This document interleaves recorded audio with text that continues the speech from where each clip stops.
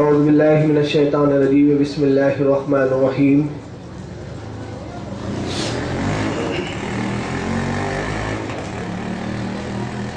بسم اللہ الرحمن الرحیم الحمد للہ رب العالمین والعاقبۃ للمتقین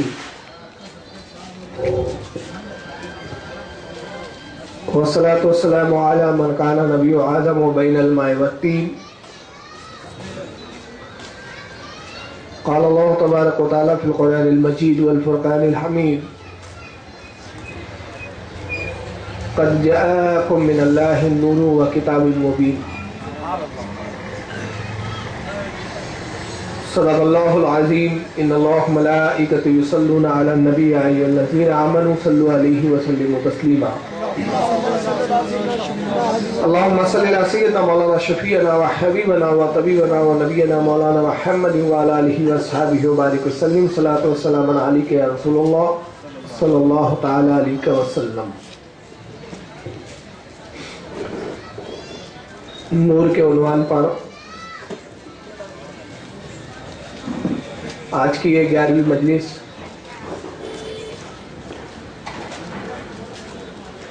گزشتہ مجالس سے نور کے تعلق سے بہت کچھ بیان ہوا اور پچھلی مجلس سے اعتراضوں کے جوابات کہ نبی پاک صلی اللہ علیہ وسلم نور ہے، یہ عقیدہ اہل سنت والجماعت کا جو ہے اس پر جو مخالفین اعتراضات کرتے ہیں اور جو دلیلیں بیان کرتے ہیں ان دلائل کو دیکھ کر کہ اس کے جواب کیا ہے اور وہ اعتراضات کہاں تک صحیح اور درست ہے، اس کے تعلق سے ہماری مجلس جاری ہے. چنانچہ گزشتہ مجلس میں جس اعتراض پر بڑی تفصیل سے گفتگو ہوئی وہ یہ کہ نبی پاک کے تعلق سے جو نور والی حدیث ہے کہ جس میں نبی پاک صلی اللہ علیہ وسلم نے ارشاد فرمایا کہ اللہ نے سب سے پہلے میرے نور کو پیدا فرمایا، اس پر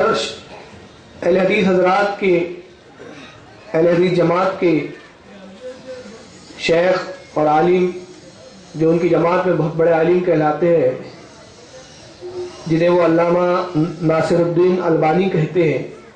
ان کے اعتراضوں کے جوابات دیے گئے. اور اسی طرح قد جاءکم من اللہ النور جو آیت کریمہ میں آیا ہے سورہ مائدہ کی، یہاں نور سے مراد رسول کریم نہیں ہے، یہ جو ان کا اعتراض ہے جس پر پچھلے ہفتے کافی تفصیلات اور کافی تفصیل کے ساتھ گفتگو ہوئی. آج کا جو موضوع ہے اور آج جو ہم اعتراض ان کے لائیں گے اور اس پر گفتگو ہوگی، اس سے قبل میں یہ بتا دوں کہ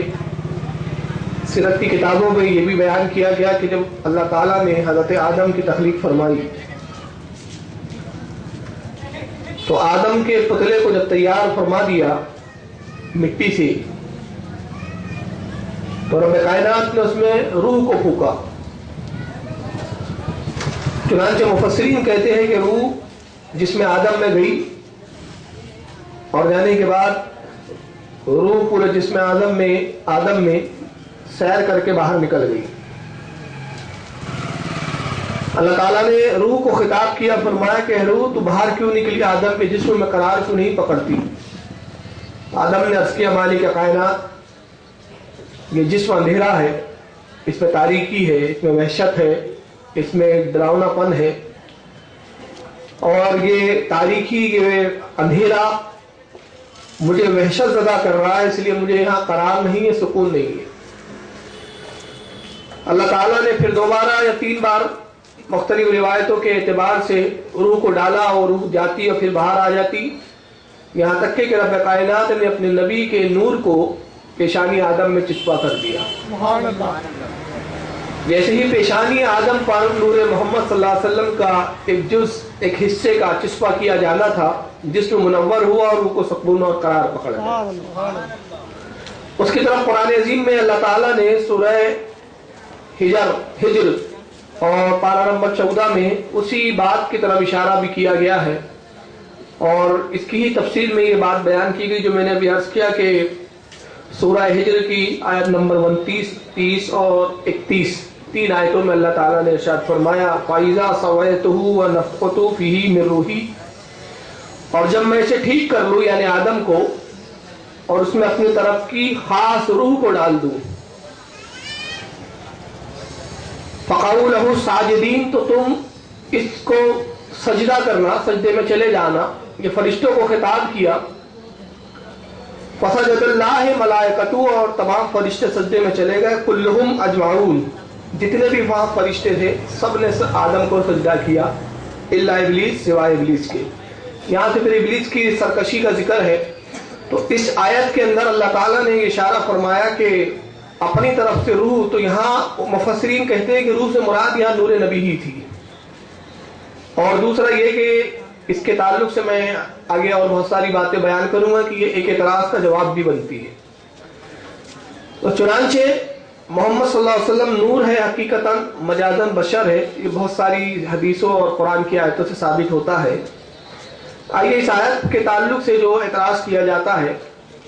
اور جو سب سے بڑا وہ اعتراض کرتے ہیں،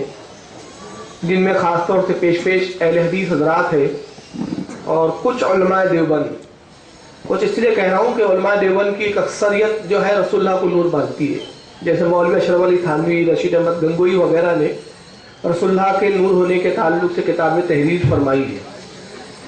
لیکن کل کے کل اہل حدیث نبی پاک کو نور ماننا بے ادبی سمجھتے ہیں، اور نور ماننے والوں کو کافر و مشرک ٹھہراتے ہیں۔ اور اس تعلق سے جو وہ دلیلیں دیتے ہیں، اس میں ایک دلیل جو ان کی سب سے بڑی دلیل ہے وہ یہ ہے کہ جب تم نے نبی پاک صلی اللہ علیہ وسلم کو نور مان لیا اور پھر تم یہ کہتے ہو کہ اللہ تعالیٰ نے اپنے نور سے نبی کے نور کو پیدا کیا، تو گویا تم نے اللہ کی توہین کی، اور توہین اس معنی میں ہو گئی کہ جب تم نے کہا یہ اللہ کا نور ہے تو گویا اللہ کے نور میں ٹکڑے ہو گئے، حصے ہو گئے، معاذ اللہ۔ اور اللہ کی ذات میں تغیر ماننا، اللہ کی ذات میں حصہ ماننا، اللہ کی ذات کے لیے یہ تصور کرنا کہ یہ جسم کا حصہ ہے یا اللہ جسم رکھتا ہے یا نور ہے تو اس کا نور کا حصہ منقسم ہوا، ٹوٹا، اور اس سے نبی کی تخلیق ہوئی، یہ ماننا کفر ہے اور شرک ہے۔ تو میں کہوں گا کہ یہ اعتراض بالکل صحیح ہے اور درست ہے ان کا۔ یقیناً اگر کوئی عقیدہ رکھتا ہے کہ نبی پاک صلی اللہ علیہ وسلم اس معنی میں نور ہے کہ اللہ کے جسم کا، معاذ اللہ، اللہ جسم سے پاک ہے، اللہ کے نور کا حصہ کو ٹوٹا، علیحدہ ہوا، اللہ کی نور کی ذات سے، اللہ کی ذات سے ایک حصہ جدا ہوا اور اس سے نبی پیدا ہوئے، یہ عقیدہ رکھنا اور یہ ماننا یقیناً ہمارے یہاں کفر ہے۔ ہم نبی صلی اللہ علیہ وسلم کو نور ضرور کہتے ہیں، مگر اس معنی میں نہیں کہ معاذ اللہ اللہ تعالیٰ کے نور کے حصے ہوئے یا ٹکڑے ہوئے۔ اس کی مثال بہت پیاری اعلیٰ حضرت نے اپنی کتاب میں بیان کی ہے کہ اعلیٰ حضرت فرماتے ہیں کہ نبی کے نور اور پھر نبی کے نور سے کائنات کی تخلیق، جس میں زمین، آسمان، عرش، لوح، قلم، فرشتے، جنات، انسان، سب کی جو تخلیق ہوئی نبی کے نور سے، تو یہ ساری تخلیقات کی مثال اس طرح ہے کہ نہ نبی کے نور کے حصے ہوتے گئے بار بار، ظاہراً الفاظ وہی حدیثوں کے، یہ حدیث متشابہات میں آتی ہے کہ جس کے مفہوم کی طرف ہم عقل نہ دوڑائے بلکہ ظاہری مطلب کو لے کر اس پر ایمان رکھے اور اس میں زیادہ کھینچتان یا زیادہ گہرائی میں نہ جائے۔ تو اعلیٰ حضرت فرماتے ہیں کہ جتنی یہ حدیث میں تفصیلات ہے کہ نبی کے نور کے حصے ہوئے اور پھر کائنات تخلیق ہوئی، یہ ہوئی، اور اللہ کے نبی اللہ تعالیٰ کیا نور سے پیدا ہوئے، تو جتنی الفاظات آئے ہیں، جتنے الفاظ ہیں، ان تمام کی تعویل کرتے ہوئے اعلیٰ حضرت فرماتے ہیں کہ اس کو اتنی آسانی سے یوں سمجھ لے کہ جیسے ایک چراغ روشن ہوتا ہے، اور چراغ کی جو روشنی ہوتی ہے وہ خود نور ہوتی ہے، ایک روشنی ہے وہ بھی نور ہے، اس چراغ سے آپ دوسرا چراغ روشن کر لیتے ہیں، پھر تیسرا چراغ روشن کرتے ہیں، چوتھا چراغ روشن کرتے ہیں، ہزاروں آپ چراغ اس ایک چراغ سے روشن کرتے جائیں، مگر آپ دیکھیں گے کہ تمام چراغ ویسے ہی تابناکی کے ساتھ روشن ضرور ہے، مگر پہلے چراغ کی روشنی میں کوئی کمی نہیں ہے۔ کوئی نہیں کہے گا کہ اس چراغ کی روشنی کے، اس کی لو کے حصے ہوتے جا رہے ہیں اور یہ کمی واقع ہوتے جا رہی ہے۔ تو یہ دنیاوی مثال ہے، دنیاوی نور کی مثال ہے، جو جز ہے نبی پاک کے نور کا، ایک حصہ ہے، ایک ذرہ، ایک قطرہ ہے۔ تو جب اس کو ہم ہزاروں تقسیم کر دیتے ہیں، اس کو بڑھاتے ہیں، اور اس کو پھیلاتے ہیں تو اس کے اندر نقص نہیں آتا. تو اسی طرح اللہ رب العزت کے تعلق سے بھی ہمارا یہی عقیدہ ہے کہ رب کائنات کا نور کا حصہ ٹوٹا نہیں، علیحدہ ہوا نہیں. اللہ کے نبی نور ضرور ہے مگر اللہ کے نور کا حصہ نہیں ہے، تو ہم یہ عقیدہ نہیں رکھتے، تو لہذا یہ اعتراض ہی بیہودہ ہے. اب اس پر وہ ایک اور اعتراض کرتے ہیں، جیسے کہ مولوی توصیف الرحمان صاحب جو اہل حدیث کے اس وقت کے بہت بڑے علامہ سمجھے جاتے ہیں، وہ ایک تقریر میں کہتے ہیں کہ تم کہتے ہو کہ رسول اللہ نور من نور اللہ ہے. یہ ہم کلمہ پڑھتے ہیں، یہ الفاظ ہم دہراتے ہیں کہ درود شریف میں اور نبی کے القابات میں ہم یہ جملہ کہتے ہیں کہ رسول اللہ نور من نور اللہ ہے، اللہ کے نور کے بنے ہوئے ہیں. تو نور کا نور ہے یا نور سے نور ہے، اس معنی میں ہم جو نبی کے خطاب کر کے کہتے ہیں، تو اس پر اعتراض یہ کیا جاتا ہے کہ صاحب دیکھیے یہ تو شرک ہو گیا. اور شرک اس معنی میں ہوا کہ جیسے عیسائیوں نے عیسیٰ کے بارے میں کہا کہ عیسیٰ ابن اللہ ہے، اللہ کا بیٹا ہے، ویسے آپ نے رسول کو بھی کہہ دیا کہ یہ نور اللہ ہے، اللہ کا نور ہے. آپ میں اور ان میں کوئی فرق نہیں رہا. آپ نے بھی نبی کو جو ہے معاذ اللہ سے پیدا ہوا یا اللہ سے جس کی بنیاد ڈلی ہوئی یہ مان لیا ہے. تو اس کے جواب میں ہم یہ عرض کرنا چاہتے ہیں کہ دیکھیے یہ الفاظ خود قرآن عظیم میں اللہ تعالیٰ نے استعمال کی، قد جاءکم من اللہ نور جیسے خطاب کیا تو خود نبی کو نور فرمایا اللہ تعالیٰ نے، تو اسی اعتبار سے ہم نور من نور اللہ کہتے ہیں.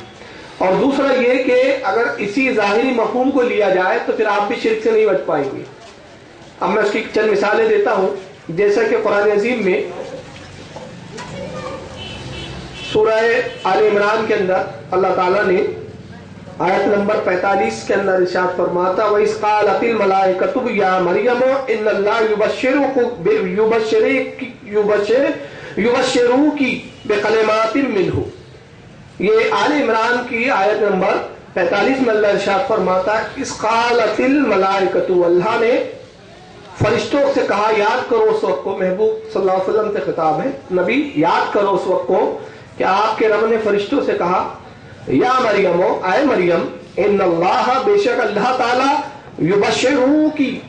اللہ تمہیں بشارت دیتا ہے، بے کلمات منہ، اپنی جانب کے کلمے سے. یہاں کلمے سے مراد کیا ہے؟ حضرت عیسیٰ علیہ السلام. اور دوسرا ایک عقیدہ جو اہم ہے وہ یہ ہے کہ اللہ کا کلام ہو چاہے یا اللہ کی ذات ہو، یہ غیر مخلوق ہے، مگر اللہ تعالیٰ نے یہاں عیسیٰ کو اپنا کلمہ فرمایا. تو اب اس معنی میں آپ کیا عیسیٰ کو معاذ اللہ کا حصہ سمجھتے ہیں؟ نہیں. اچھا، منہو کہا یہاں، یعنی اس کا ایک معنی یہ بھی نکلتا ہے کہ عیسیٰ مجھ سے پیدا ہونے والا ہے، تو معاذ اللہ کیا یہ میننگ ہے؟ یہ نہیں ہے، بلکہ اس سے یہاں مراد کیا ہے؟ انتہائی محبت، انتہائی اپنے اس بندے عیسیٰ علیہ السلام کو محبت فرمانا، اس کو چاہنا. اور عیسیٰ علیہ السلام کو اللہ تعالیٰ نے کلمہ جو لفظ کہہ کر خطاب کیا، اپنا کلمہ، اسی کو دوسرے جگہ قرآن میں مختلف جگہوں پر عیسیٰ علیہ السلام کا ایک لقب آتا ہے، وہ آتا ہے روح اللہ. کیا آتا ہے؟ عیسیٰ روح اللہ. عیسیٰ جو اللہ کی روح ہے، تو کیا اللہ کی روح ہے؟ اللہ جسم رکھتا ہے، اس کے جسم میں روح ہے معاذ اللہ. تو اب اگر عیسیٰ روح اللہ بولنا شرک نہیں ہے تو نبی کو نور من نور اللہ بولنا کہاں سے شرک ہو جائے؟ تو اس کا مطلب یہ ہوا کہ تمہاری سمجھ کا پھیر ہے. تو یہاں جب ہم کہتے ہیں عیسیٰ روح اللہ، تو اس کا مطلب یہ ہے کہ وہ روح عیسیٰ کی جس کو اللہ نے پیدا کیا، یا وہ عیسیٰ جو لوگوں کے جسموں میں روحوں کو لوٹاتا ہے. مردہ زندہ کر دیا کرتے تھے عیسیٰ علیہ السلام، یہ معجزہ ہے حضرت عیسیٰ کا، اسی مناسبت سے ان کا لقب پڑا روح اللہ. وہ عیسیٰ جو اللہ کے حکم سے روحوں کو لوٹا دے، روحوں کو جسموں میں منتقل کر دے، جسموں میں واپس لا دے. تو عیسیٰ روح اللہ یہ جو لفظ آتا ہے یہ صاحب اس بات پر دلالت کرتا ہے کہ معاذ اللہ عیسیٰ اللہ کی کوئی روح نہیں ہے. تو اسی طرح جب یہ شرک نہیں ہے تو وہ بھی شرک نہیں ہوتا.